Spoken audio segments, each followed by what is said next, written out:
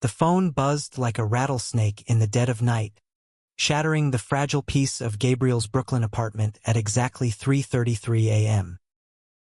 He bolted upright, heart slamming against his ribs, the glow of the screen illuminating the sweat-slicked terror on his face. No caller ID, just that endless, whispering static that had haunted him since he was 10. This time, though, the line crackled alive with a voice, gravelly and broken. "Your father's lies are killing us both, Gabe. Come home before it's too late." Gabriel slammed the receiver down, but the words clawed into his brain like hooks, dragging up ghosts he'd buried deep in the rust-belt grave of his Pennsylvania childhood. 12 years of these midnight summons, and now this, a plea from the shadows, unraveling the man he'd called Dad, the unbreakable Marine who'd raised him with iron fists and unspoken rules, in a town where love like Gabriel's own was just another dirty secret to drown in cheap whiskey. Gabriel stared at the ceiling cracks in his shoebox apartment, the kind of place where the walls were thin enough to hear your neighbor's dreams and nightmares, bleeding through like bad ink. Brooklyn at dawn was a symphony of distant sirens and the low rumble of the F train. But right now, it all felt like white noise drowning out the echo of that voice. He hadn't slept right in hours, maybe days. The call had been different this time. No heavy breathing, no hang-ups after 10 seconds of silence. A name, his name, spoken like a curse, laced with desperation that mirrored the ache in his own chest. He rolled out of bed, bare feet hitting the cold hardwood, and padded to the kitchenette where a half-empty pot of yesterday's coffee sat like a loyal dog. Gabriel poured a mug, black and scalding, letting it burn his tongue as punishment for waking up again. At 22, he was supposed to have his shit together. Graphic design gig at a hipster ad agency in Dumbo, a rotation of grinder hookups that never quite scratched the itch, and enough distance from Millville, Pennsylvania, to pretend the past was just a bad tattoo fading under city lights. But those calls, they were the ink that wouldn't wash out. It started when he was 10, right after Mom's car accident on that icy stretch of Route 15. Dad, Jack Harlan, all 6'4" of him, with a buzz cut that screamed, "Don't fuck with me," and a chest full of Purple Hearts from Desert Storm, had come home from the mill that night, eyes red-rimmed but voice steady as he told Gabe to man up. "Son. World's full of breaks. You learn to set yourself. No tears, no hugs. Just a 12-pack of Yangling and the distant crackle of a VFW poker game on TV." That very night, the first call came. Gabe, huddled in his Spider-Man sheets, had answered on the third ring, mistaking it for Mom's ghost. Silence, then a ragged exhale, like someone fighting for air on the other end. Click. Gone. For years, it was ritual, the clock ticking to 3:33, the vibration against his nightstand like a pulse from the grave. Gabe told no one, not Dad, who slept like the dead in the recliner downstairs, not his high school buddies, who would have called him a pussy, not even Riley, the first boy he'd kissed behind the bleachers at senior prom, all fumbling hands and whispered, "This doesn't make us fags, right?" Riley had ghosted him after graduation, off to Penn State with a football scholarship and a girlfriend named Brittany. Gabe didn't blame him. Millville was the kind of town where the mill closed in '08. Jobs dried up like the Susquehanna in summer, and folks drowned their regrets in church on Sundays and bars on Saturdays. Being gay, that was a one-way ticket to whispers and sideways glances, the kind that followed you like exhaust fumes. But New York had been his escape hatch. 2 years ago, backpack slung over one shoulder, He'd hopped a Greyhound from the Harrisburg station, the bus's AC blasting cold air over his feverish skin as he left Dad's goodbye grunt behind. Don't come crawling back when the city's chewed you up. Gabe hadn't. Instead, he'd hustled freelance gigs, crashed on a cousin's couch in Bed-Stuy until he could afford this walk-up with the view of a brick wall. And then, 6 months in, he met Theo. Theo Vasquez, with his easy grin and tattooed forearms that told stories of East LA street art and a philosophy degree from NYU, he used to bartend at this dive in Williamsburg called the Rusty Anchor.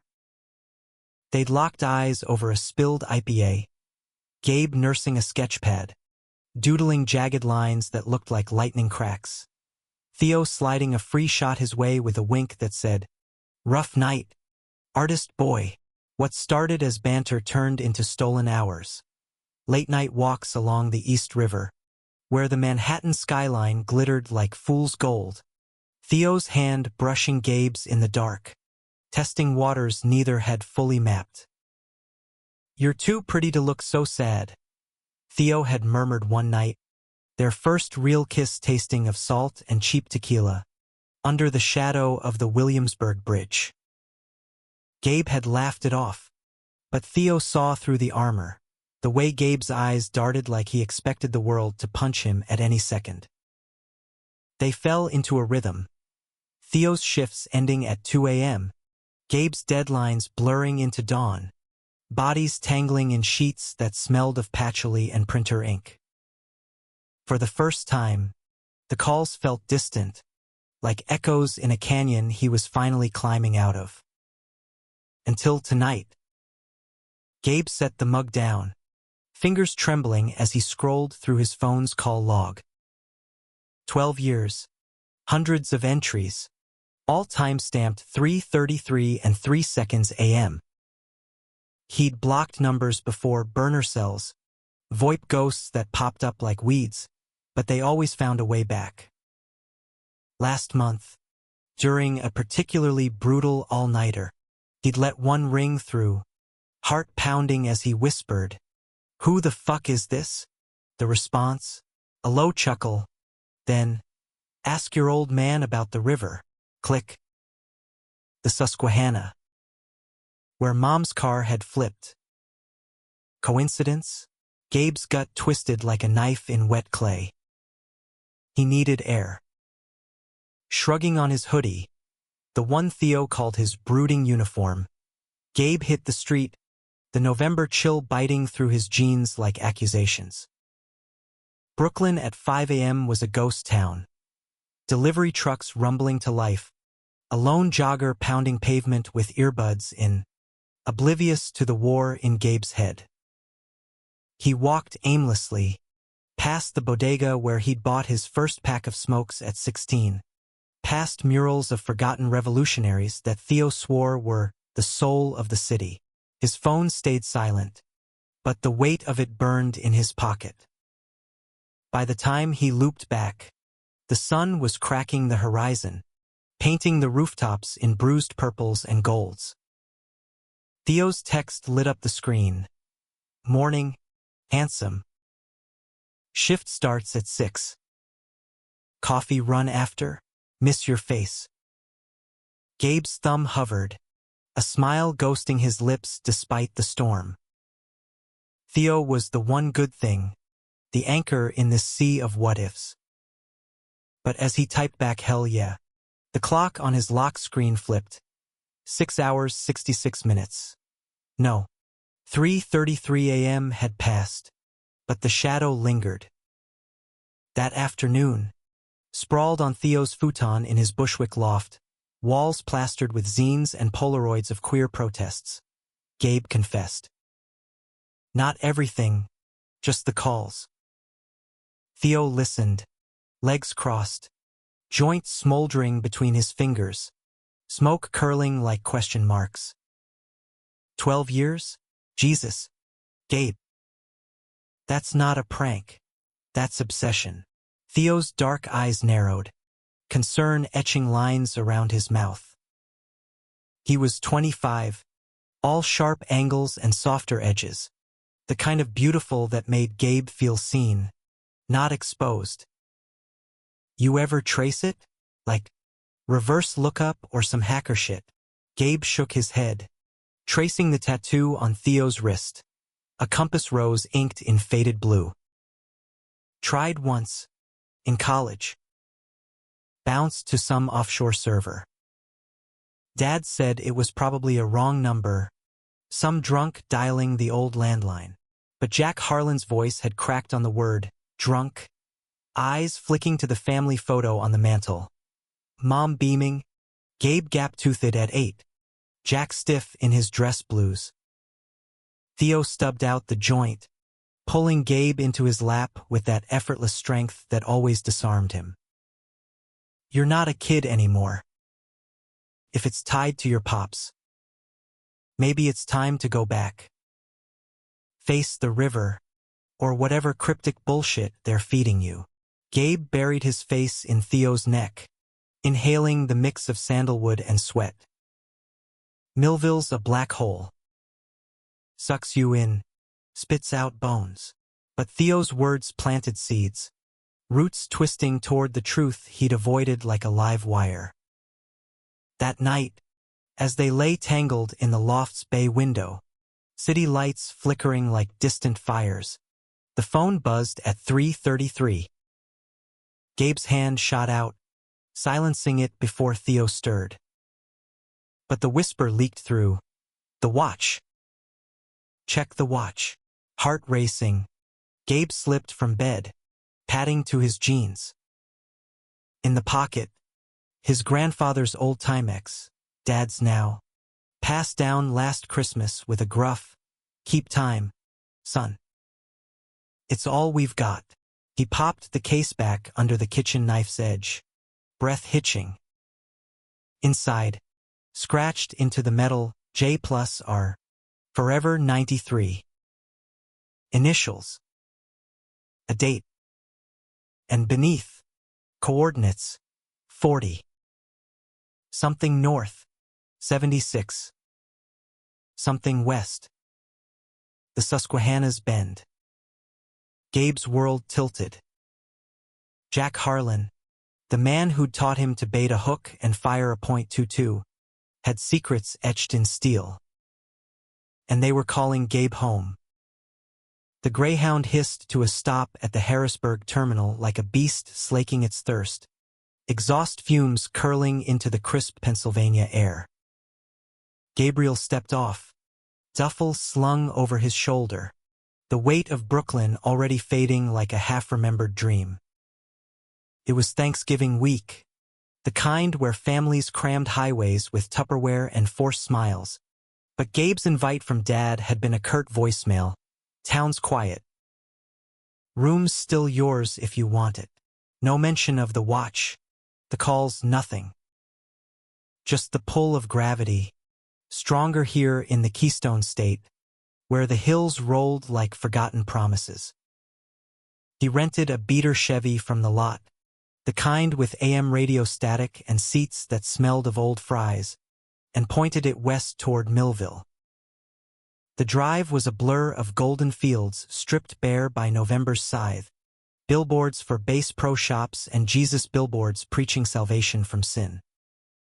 Gabe's sin?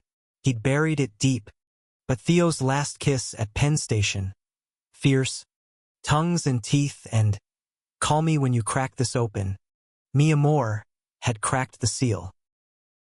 Theo, with his laugh like summer thunder, his hands that mapped Gabe's body like sacred text. Leaving him felt like amputating a limb, but the coordinates burned in his GPS. A riverside pull-off, 10 miles from home. The spot was unremarkable. A gravel turnout choked with weeds, the Susquehanna churning below like chocolate milk left too long in the sun.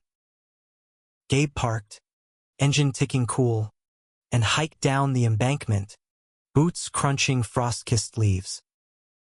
The air bit sharp, carrying the rot of fallen walnuts and something metallic, like blood under snow. He checked the watch again. 40.248 N. 76.912W. Dead on. There, half buried under a slab of shale, was a rusted ammo box, the kind Dad used for tackle.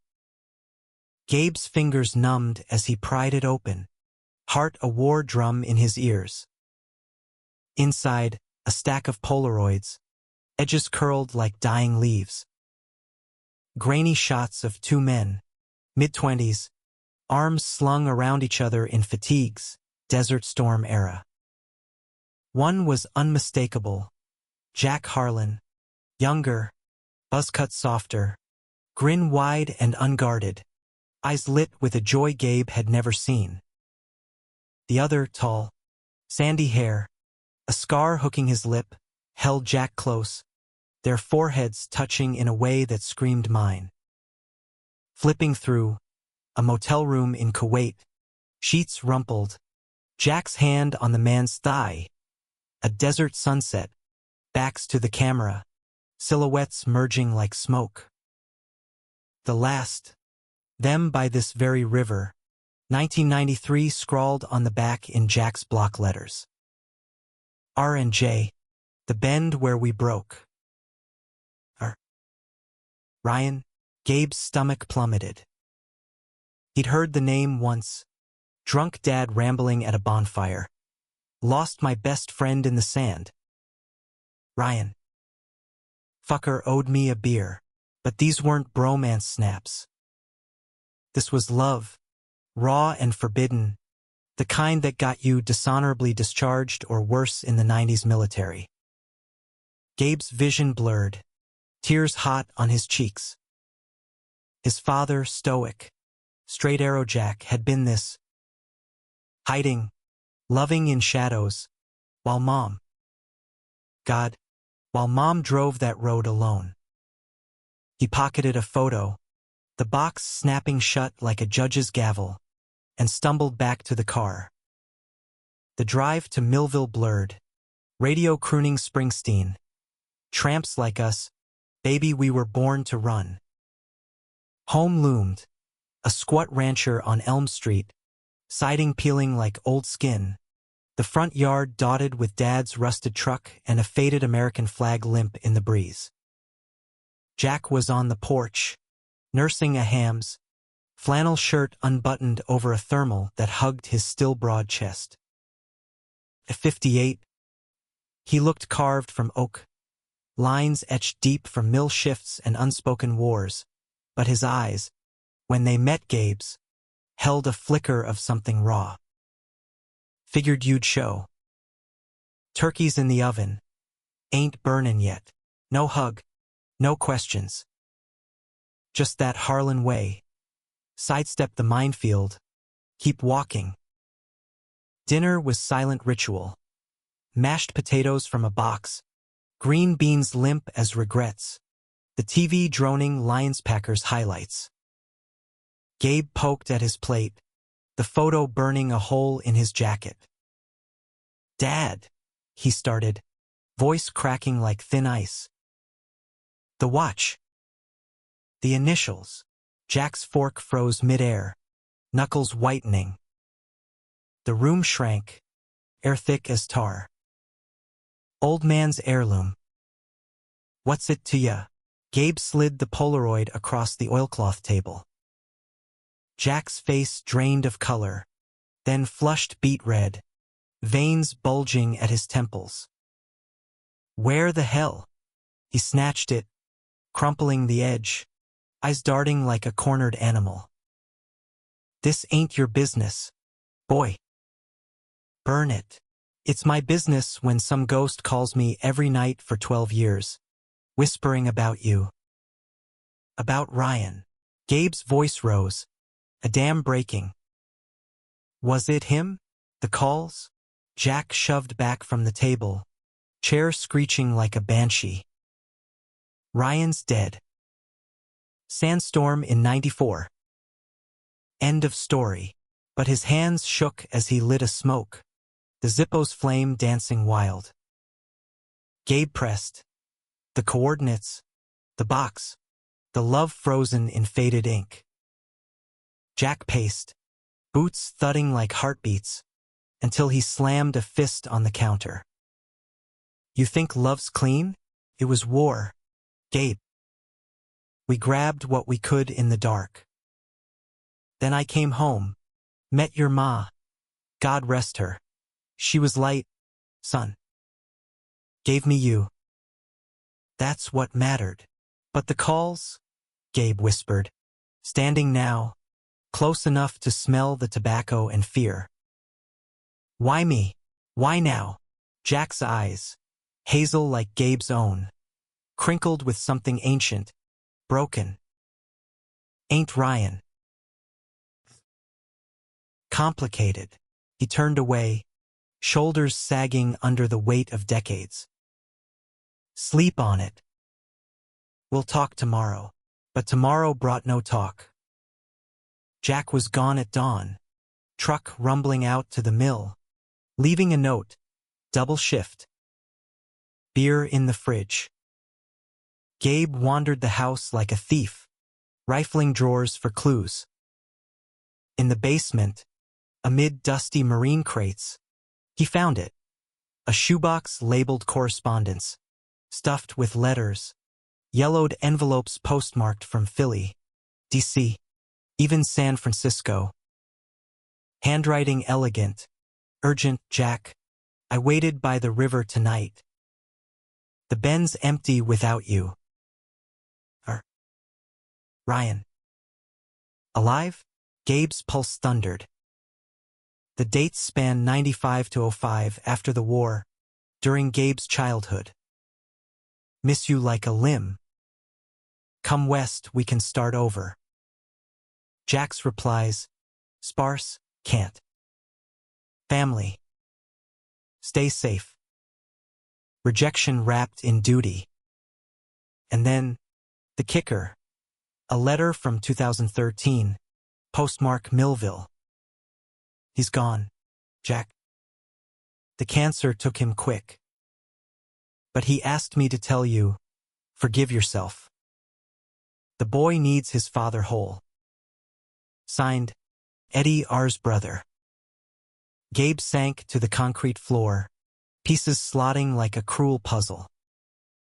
Ryan had died, not in the desert, but years later, alone. And the calls? Eddie, perhaps, a vigil for the love Jack buried. But why 3:33?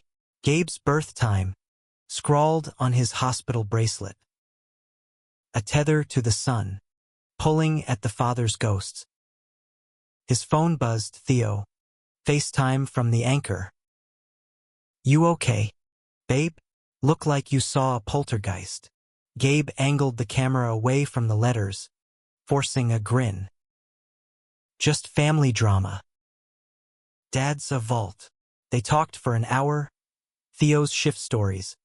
A drag show invite for New Year's, but Gabe's mind raced. That night, as Jack snored in the recliner, Gabe slipped out, driving back to the river. The bend glowed under a hunter's moon, water whispering secrets. At 3:33, his phone rang. He answered, voice steady, Eddie, silence, then a cough, wet and ragged. Took you long enough, Harlan Jr. The voice was old, Philly rough, laced with phlegm. Your pop's secrets ain't his alone. Meet me tomorrow.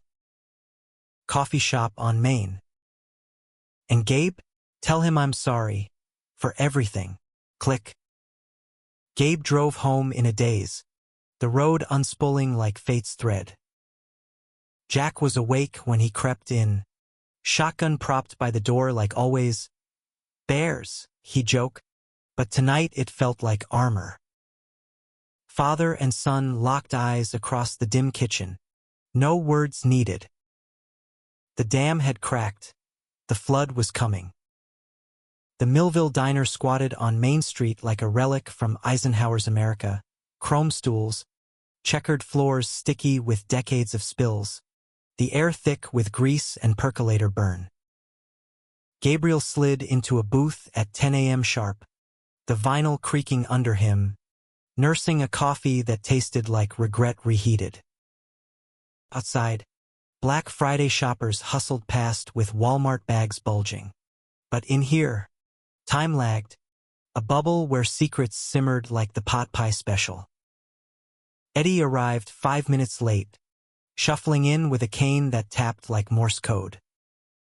He was 70 if a day, wiry frame swallowed by a Carhartt jacket, face a roadmap of sunspots and sorrow, sandy hair gone silver, the scar on his lip a twin to Ryan's in the photos. His eyes, though, were Jack's eyes, hazel, haunted. "Gabe," he said, easing into the seat opposite, voice a rasp from too many Luckies. "You got his look." The stubborn jaw. Gabe slid a menu his way, fingers drumming the formica. Cut the small talk. The calls, 3:33, every night for 12 years. "Why?" Eddie signaled the waitress, black coffee, no cream, and leaned in, breath minty over the decay. Started after Ryan passed. 13. Pancreatic. Quick, like you said. He made me promise. Keep Jack honest. Your pop. He never got over losing him. Buried it deep, but grief's a weed. It grows sideways. Eddie's gaze drifted to the window, where a pickup rumbled by, Confederate flag sticker peeling on the bumper. Ryan and Jack, they met in basic, 89. Instant. Like lightning striking dry tinder. War bonded em, but it was more. Stolen nights in the barracks, promises scratched in sand. Then the Gulf. They survived, came home heroes. But don't ask, don't tell, that was a cage. Kid. Gabe's throat tightened, the photo in his pocket a talisman. Dad came back, married mom. Had me. Why the calls to me? Eddie chuckled, bitter as burnt toast. Ryan's idea, from the grave. He knew about you, Jack wrote letters, hid him like contraband. My boys got my eyes. Smart as hell, but soft. Gotta toughen him. Ryan figured if Jack wouldn't face his truth, you'd carry it for him. 3:33, your birth time, right? Jack mentioned it once, sloshed at a reunion. Symbolic. A wake-up call, literal-like. The waitress plunked down Eddie's mug, steam rising like ghosts. Gabe leaned forward, voice low. The river. The box. You left it. Eddie nodded, stirring sugar absently. Planted it last summer. Figured you'd find your way eventually. Jack's been dodging me for years. VFW run-ins, awkward nods. Man built walls higher than the Alleghenies. After your mom. That accident broke him different. Guilt, you know? Like he dragged his shadows home. And they took her. Gabe recoiled, coffee sloshing. That's bullshit. Mom's crash was black ice. Not Dad's secrets, but doubt wormed in, cold and slick. The calls had started after her death. Coincidence? Or curse? Eddie reached across, hand gnarled like oak root, stopping short of touch. Ain't saying blame. Just layers. Jack loved her, fierce. But Ryan was his North Star. When her died, Jack shut down. Mill work, VFW, raising you solo. Never dated after Ellen. Folks whispered, Jack Harlan's a monk, but I knew. He was mournin'. The bell jingled. Gabe's gut clenched. Jack loomed in the doorway, flannel swapped for his mill jacket, face thunderous as a nor'easter. How? Eddie must have tipped him, no. The old man's eyes widened. Genuine shock. Jackie, he breathed. Dad's boots thudded to the booth, chair scraping as he dropped into it, sandwich board clattering. Get out. This town's big enough for one ghost.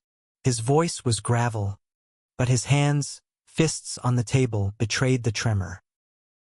Eddie didn't budge. 12 years, brother. Time's up. The diner faded, forks clinking distant, a jukebox crooning Patsy Cline. Jack's gaze bored into Gabe, then Eddie, a lifetime flashing in the silence. You son of a bitch, he growled finally. Callan my boy, dragging him into this. Someone had to. Eddie shot back, cane thumping for emphasis. Ryan's rotten. And you're still pretendin'. Tell him, Jack. The truth. Gabe's world narrowed to his father's face. The man who'd bandaged his knees, taught him to drive stick on back roads, buried Mom with a salute that cracked the sky. Tell me what? Gabe demanded, voice breaking. That you loved a man? I saw the photos. That. It's okay. Jack's laugh was a bark. Hollow. Okay? In Millville, where the mill's half-shuttered and the preacher calls it abomination. He raked a hand over his buzz cut. Eyes glistening. Tears? No. Jack Harlan didn't cry. It was a phase, son. We're shit. Ryan was. He got me through. Then life happened. Liar.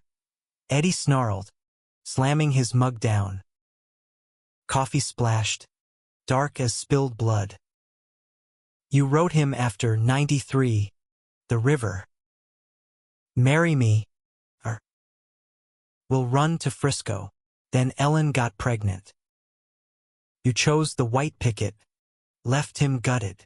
Jack's face crumpled, mask slipping. I chose him. He jabbed a finger at Gabe, voice raw. You were 3 pounds at birth, lungs like a hurricane. Mom Ellen begged me to stay.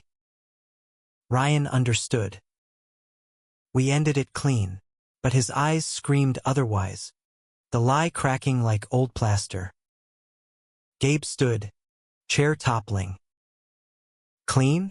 You buried him alive. That. And me, the words stuck, a confession too heavy. I'm like you. Gay. In love with a bartender who makes me feel whole. But not here, not now. The calls were mercy. Eddie's right. Face it. Jack surged up, towering, but his shove to Gabe's shoulder was feeble, desperate. Get in the truck. We're done here. To Eddie, stay gone, old man. Or I'll make you. Eddie rose slow, cane steady. Hurtin' him won't fix you, Jackie. Ryan forgave. When will you? He shuffled out, bell mocking the exit. The drive home was war, radio off, silence a blade between them. Gabe stared at the dashboard, fists clenched. I met someone, he blurted finally, voice small. Theo. He's everything. But I was scared you'd hate me. Jack's grip whitened on the wheel. Hate you? Christ. Gabe. You're my blood. A pause. Engine humming. Never hated myself enough to hate you. They pulled into the drive, truck idling like a held breath. Jack killed the engine, turned. Ryan. He was it. The Bend was our spot, 93, after I proposed to your mom. Went there to say goodbye. Buried a letter, swore off. But I kept the watch. His gift, tears now, tracking dirt-streaked cheeks. When Ellen died, I thought karma. My sins catching up.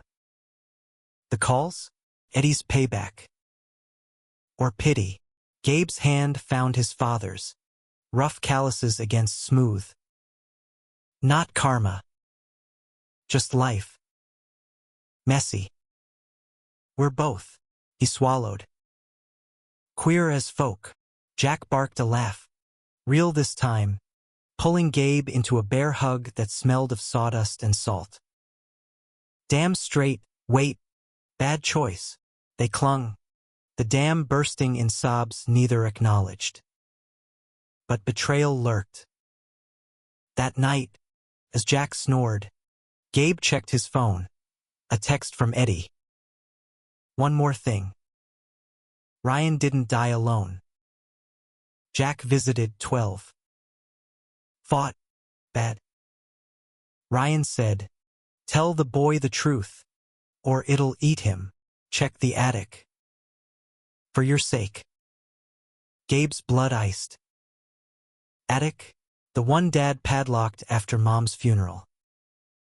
Betrayal, not just secrets, but lies stacked like cordwood. He crept upstairs, flashlight beam slicing dust motes. The lock picked easy, too easy, like it waited.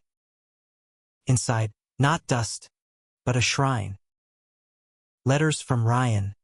A journal, Jack's hand. Entries from 94 to now. Miss him tonight. Gabe asked about Mom's ring. Told him it was lost. Can't say I pawned it for ours chemo.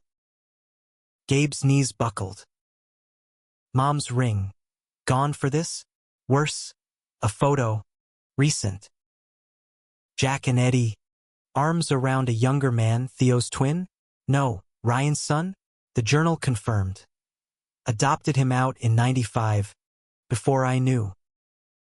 Eddie raised Alex. Told him today. Kid's gay, like his dad's. Gabe's age. Millville now. Alex. The betrayal deepened, Jack knew. Had known about Gabe's hookups. Whispered to Eddie. Perhaps even.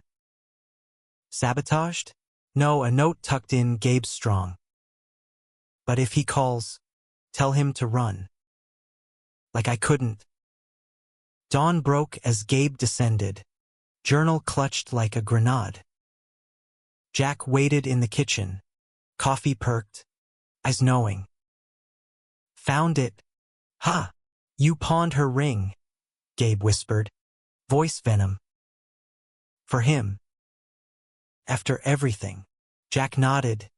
No defense. Would again. Love don't divide. It multiplies. But I failed you both. The fight erupted. Words like shrapnel. Gabe accusing abandonment. Jack confessing isolation. I pushed you away to protect you, Jack roared. Millville eats its own queers, dreamers. Theo, I checked him out. Good kid. But you leavin' broke me, Gabe reeled. You knew about Theo? A nod. Eddie. Network of ghosts. The ultimate betrayal. Surveillance. From afar. Love twisted into control. Gabe stormed out. Duffel thrown in the Chevy. I'm done being your echo. Tires spun gravel as he fled. River blurring past. But at the bend, he stopped.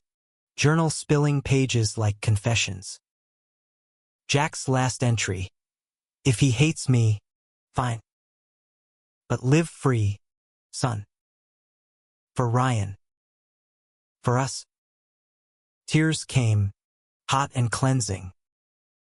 Betrayal stung, but beneath love, flawed and fierce. The Brooklyn Bridge loomed like a steel harp at dusk, cables humming with the city's pulse as Gabriel leaned on the railing, the East River churning below in shades of ink and sodium light. He'd driven straight through, 6 hours of white-knuckled silence, the Journal shotgun on the passenger seat like an uninvited passenger. Theo waited at the other end, text after text lighting up his phone.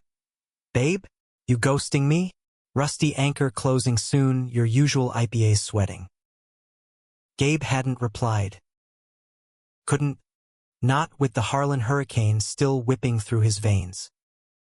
He crossed on foot, wind whipping his hoodie, the skyline's spires piercing the bruise-purple sky.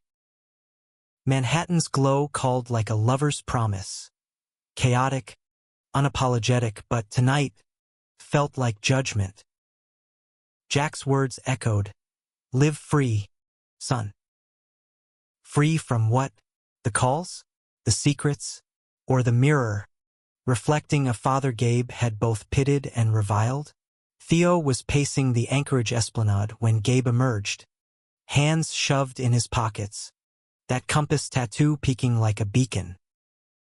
Spotting him, Theo's face split into relief, then concern, eyes scanning Gabe's disheveled hair, the shadows under his eyes like war paint.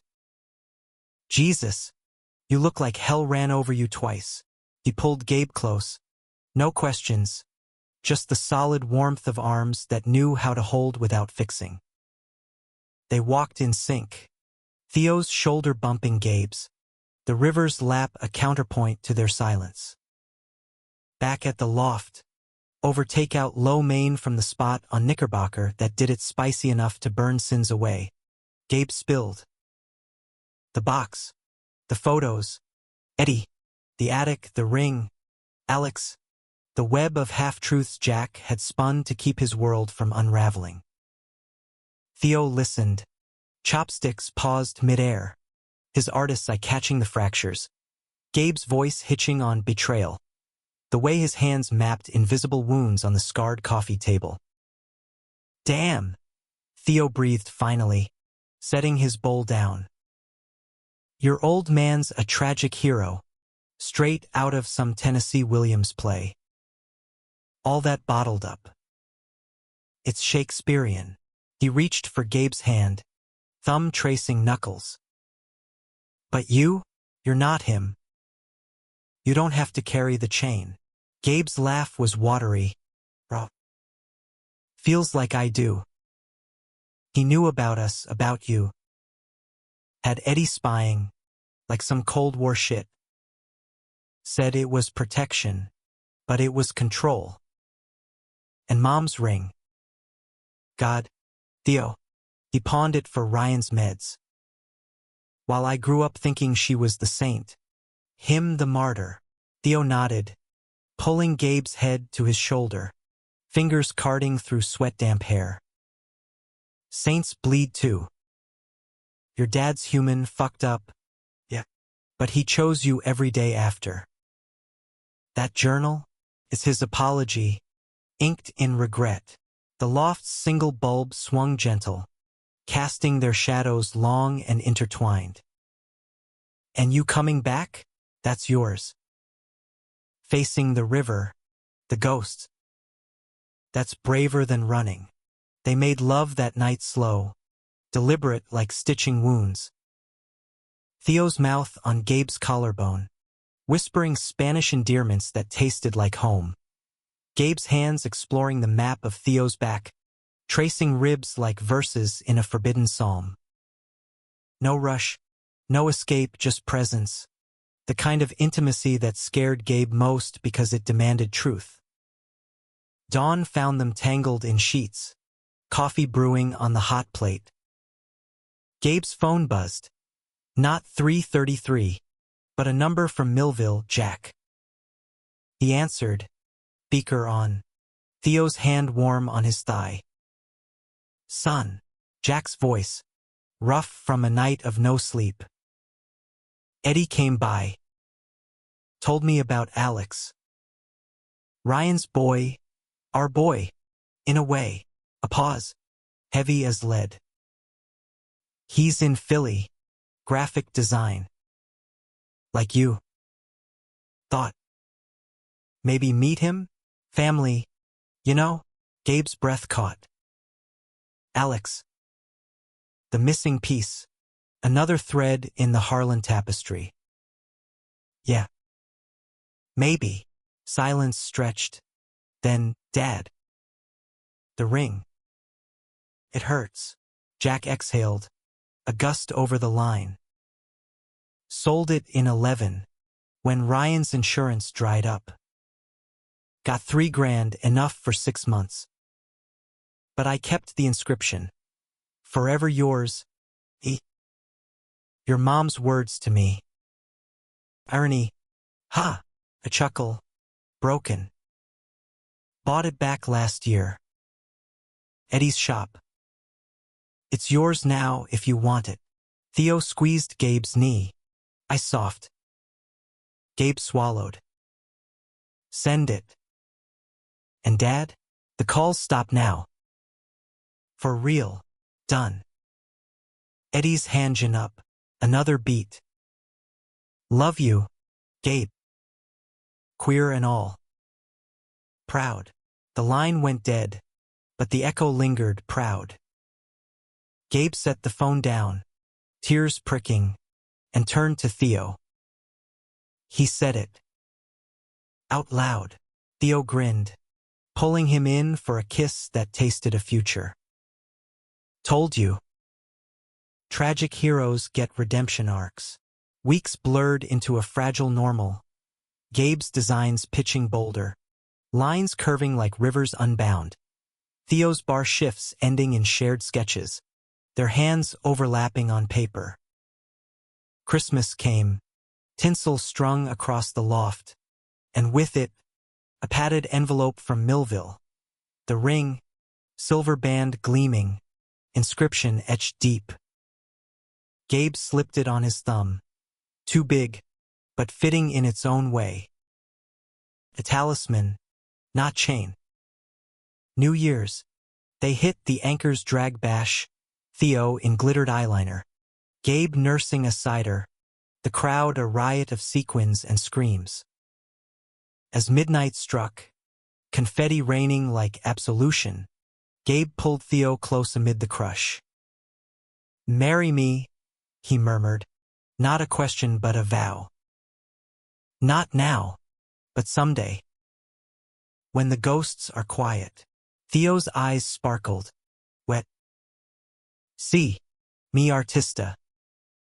Forever's got no timestamp, but peace, Gabe learned, was a river calm on top, currents churning below.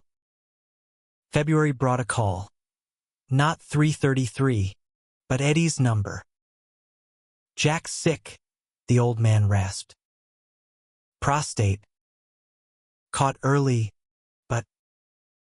Come home. Gabe drove alone this time, Theo's kiss lingering like armor.